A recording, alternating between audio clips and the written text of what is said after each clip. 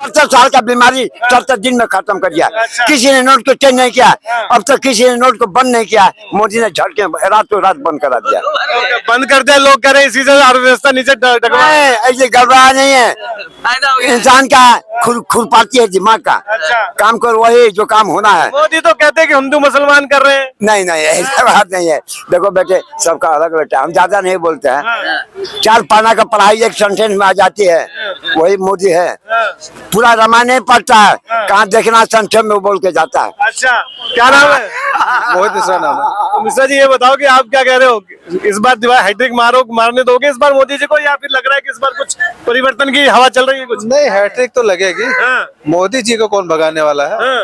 अरे कई लोग कह रहे हैं कि यार कुछ काम नहीं किया लेकिन आएंगे मोदी, कह रहे हैं काम कुछ हुआ नहीं है लेकिन मोदी आएंगे। 60 साल में जो नहीं वो 10 साल में होगा। कौन बोला काम नहीं हो? क्या नहीं काम नहीं हो, ये बता देंगे काम। कह रहा हूँ ना, ये सही कह रहे हैं। 60 साल में जब कांग्रेस की सरकार थी, जब बीफ एक्सपोर्ट में भारत 5 नंबर था, मोदी जी ने फर्स्ट नंबर पर पहुंचा दिया। आज भारत बीफ एक्सपोर्ट में ब्राजील के साथ फर्स्ट नंबर पे था। ये जो है आज पूरा दिन जो है, ये 2 बजे से जितने यहाँ पे हमारे पत्रकार भाई है ना, सबके साथ एक ही चीज कर रहे हैं, एक ही मुद्दे पे बात कर रहे हैं। तारीफ पूरी। मैं कह रहा हूँ मोदी जी ने बीफ एक्सपोर्ट में क्या दिया? पूरी गांव को बिजली दिया, गैस दिया, सिलेंडर दिया, अब पूरे मकान को। पूरे यूपी में बिजली फ्री है, पानी फ्री है, राशन फ्री है, तेल फ्री है, शौचालय फ्री है। मोदी बताओ। भागना भी फ्री, खाना। बताओ जी। ऐसा है कि हर इंसान की उम्र के पड़ाव में अलग अलग कार्य होता है।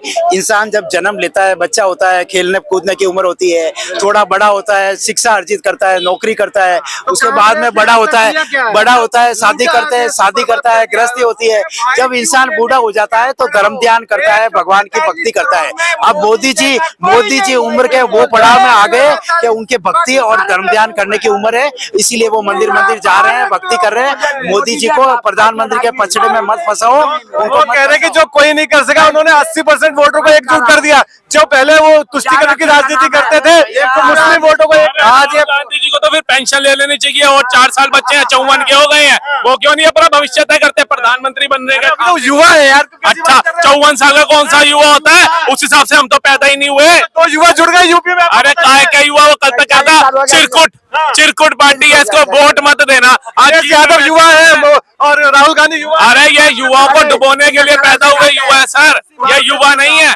ये युवा होते हैं ना, तो ऐसे बुजुर्ग इनका मार्गदर्शक ना कर रहे होते जो भारत को डुबोने की नीति करते हैं। जो राहुल गांधी जी कहते हैं हिंदुत्ववादियों को उखाड़ के बाहर फेंक दो।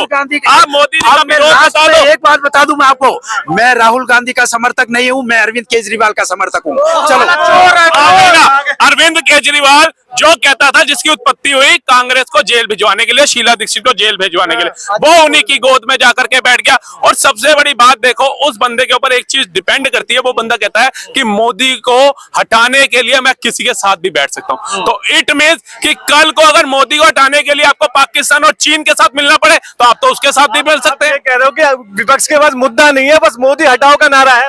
बस आप देखो, मोदी को मैं कहता हूं, चलो मैं युवा होने के नाते सोचता हूं, मैं मोदी को हटाऊं तो किस लिए हटाऊं? वो 14 लाइन के एक्सप्रेसवे दे रहा है, इसलिए हटवाऊं?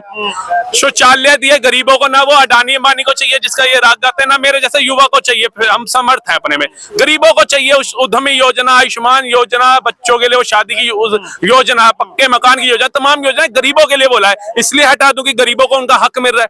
आतंकवाद मुक्त भारत, कोई आपके कार्यकाल में ऐसा राज्य बता दीजिए, कोई ट्रेन बताइए, कोई होटल बताइए, कोई पिक्चर हॉल बताइए जहां नहीं बार बार पुलवामा की बात करता है। देखिए पता क्या होता है, विडंबना यही है, एक इनको राम मंदिर याद रहेगा सारी जिंदगी, एक पुलवामा याद रहेगा। पुलवामा निंदनीय घटना थी, उसका हम समर्थन नहीं करते, लेकिन आप पुलवामा याद रखते हो, सर्जिकल स्ट्राइक भूल जाते हो। आप पुलवामा याद रखते हो, कश्मीरी पंडित भूल जाते हो। इस टाइप पे सवाल पहले उठा चुके हैं, तभी वो इनको तो उठाना ही था ना। तो पाकिस्तान का वहां पे संसद में खड़ा मिनिस्टर क्या झूठ बोल रहा था कि हमारे पैर कब कपा रहे थे? और अगर झूठ बोल रहा था तो 24 घंटे में अभिनंदन को क्यों छोड़ दिया? क्यों छोड़ दिया? ठीक है, अगर कब कपा नहीं रहे थे तो उसने क्यों बोला आज कुवैत से भी बाहर से हमारे सैनिक आ गए। अगर वो हिंदू मुस्लिम कहते क्यों आ गए, छोड़ो, पुलवामा याद रखते हो, अफजल गुरु क्यों भूल जाते हो, पुलवामा याद रखते हो, कसाब भूल जाते हो, पुलवामा याद रखते हो, कार सेवक क्यों की हत्या भूल जाते हो, चलती ट्रेन में जब जला दिया जाता है, पुलवामा याद रखते हो, कश्मीरी पंडित भूल जाते हो, पुलवामा याद रखते हो, जगह जगह बम विस्फोट भूल जाते हो।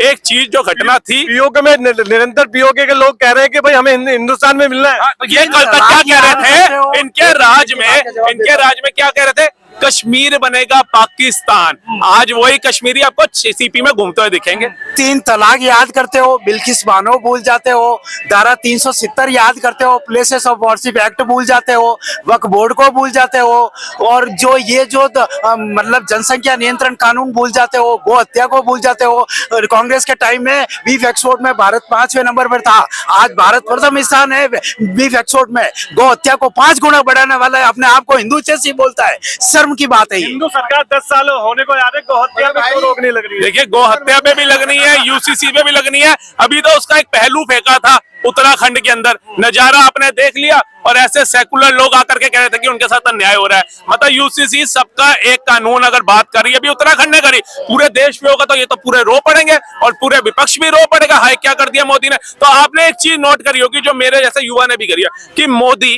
कोई भी चीज लाता है, कोई भी योजना लाता है, कोई कानून लाता है ना, वो लाता अभी है, उसके 10 मिनट बाद ही आंदोलन विरोध शुरू हो जाते हैं। राफेल के लिए माफी मांग के आए, कानून के अंदर सुप्रीम कोर्ट में माफी मांग के आए थे। एनआरसी इम्प्लीमेंट क्या हुआ उसका? इम्प्लीमेंट कुछ नहीं हुआ। मोदी तो कह रहे हैं कि इस बार मोदी तो खुद कह रहे हैं 400 पार। अगर धारा 370 से कहते हैं फायदा नहीं हुआ, धारा 370 से फायदा नहीं हुआ, तो ये राहुल गांधी, प्रियंका गांधी वहां बर्फ से कैसे खेल रहे हैं? ठीक है, धारा 370 से फायदा नहीं हुआ, अगर धारा 370 का पॉजिटिव इफेक्ट हुआ, अगर इंप्लीमेंट हुआ, तो वहां आप विधानसभा का चुनाव क्यों नहीं करवा रहे हो कश्मीर में? आपको डर लग रहा है कि हार जाएंगे अगर चुनाव करवा दिया तो। इसीलिए मेन मुख्य मुद्दा यही है कि धारा 370 में लोगों की मानसिकता क्या होती है कि कश्मीर के बाहर का स्टेट का वहां कोई संपत्ति नहीं खरीद सकता। कश्मीर में विकास दिख नहीं रहा है। अरे विकास क्या, मेरे को विकास नहीं दिख रहा।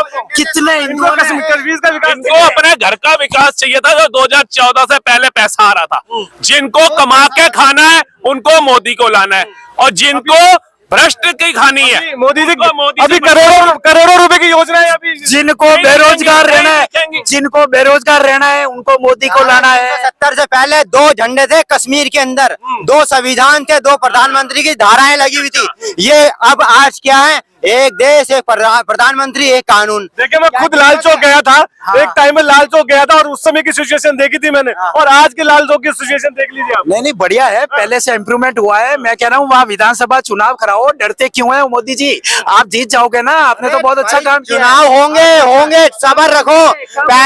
पहले जो खुशियां, जो पहले साल हो गए, पहले जो 6 साल हो गए, 6 साल में क्यों नहीं चुनाव का निर्णय लिया? आप कहते थे कि इनको नजरबंद क्यों कर दिया? पहले के मुकाबले अब वहाँ पर जिंदगी आसान हो गई है, उसकी तो तारीफ कर दो पहले। अरे डेमोक्रेसी खत्म हो गई। डेमोक्रेसी लो जी, डेमोक्रेसी नहीं है। डेमोक्रेसी जब खत्म हुई थी, चुनाव नहीं होते कश्मीर में। डेमोक्रेसी जब खत्म हुई थी, जब कश्मीर पे सेना पे पत्थर मारे जाते थे, हिंदुओं को मार के भगाया था, और क्या नाम है, छोड़ के गए थे, क्या नाम है, कहते हैं यहाँ से अपने बीवी बच्चों औरतों को भाग जाओ, महिलाओं को छोड़ के भाग जाओ। ठीक है, महिलाओं को छोड़ के भाग जाओ। कश्मीर पंडितों के जब साथ हुआ था उसको खंडन करते हैं। क्या चीज? कश्मीरी पंडितों जो के साथ जो दूर हुआ था, अरे तो मैं कह रहा हूँ ना, उस समय तो कांग्रेस सरकार ने कुछ आज भी खामोश हैं, आज भी खामोश है। मणिपुर चिल्लाने वाले ये लोग है ना, यही लोग थे ना। मणिपुर चिल्लाते थे ये महिला के मुद्दे के ऊपर। आज संदेश खाली में इनकी जबान अंदर हो रही है, आपको शर्म नहीं आती? अरे मणिपुर में भी गलत हुआ और बंगाल में भी वो भी गलत है, दोनों जगह मैं निंदा करता हूँ। मेरे कहने पे तो अब इनको याद आई, ठीक है, लेकिन इनको ये कहाँ मुद्दा उठाते हैं महिलाओं के नाम पर? अगर ये बीजेपी की सरकार है, हाँ यहाँ पे बहुत बुरा हो रहा है। अगर कांग्रेस की सरकार है, गूंगे।